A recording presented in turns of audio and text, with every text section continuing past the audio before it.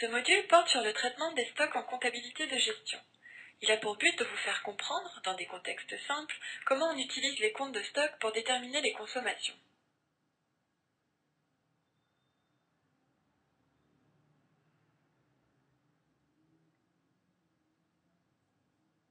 Ce module porte sur le traitement des stocks en comptabilité de gestion. Il a pour but de vous faire comprendre, dans des contextes simples, comment on utilise les comptes de stock pour déterminer les consommations.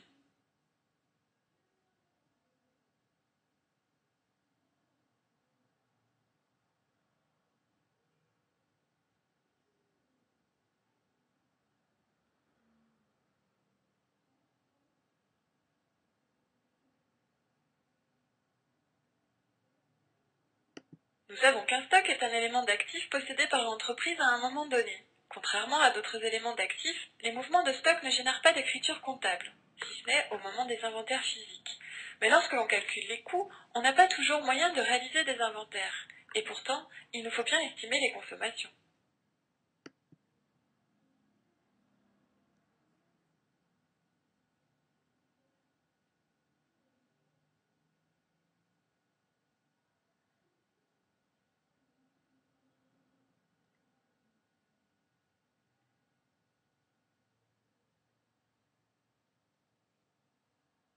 Il y a bien sûr différents types de stocks. Contentons-nous pour le moment de distinguer ceux qui proviennent de l'extérieur, les biens achetés, de ceux qui sont le fruit de processus de production, les biens produits, qu'ils soient achevés ou non.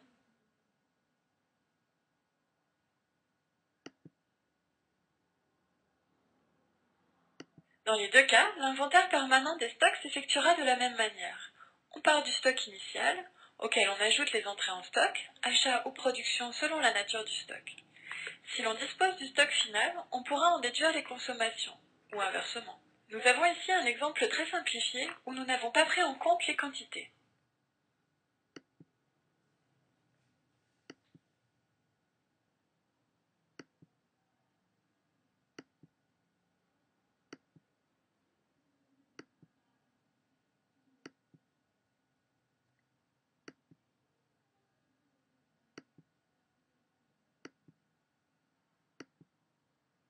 Pour les biens non différenciables ou fongibles, il s'agira de choisir une méthode de valorisation des stocks, ce qui consiste à poser une hypothèse quant à la chronologie des consommations. Avec le FIFO, on fait l'hypothèse que les éléments les plus anciens ont été consommés en premier. Avec le LIFO, on fait l'hypothèse inverse. Le NIFO consiste à imputer aux éléments un coût de remplacement, alors que le coût moyen pondéré correspond à l'hypothèse de fongibilité totale, puisqu'on calcule une moyenne sur l'ensemble des éléments disponibles.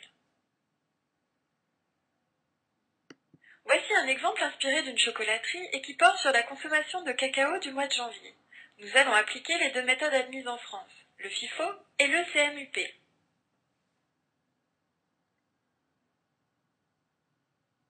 Avec FIFO, on valorise les sorties dans l'ordre d'acquisition des éléments.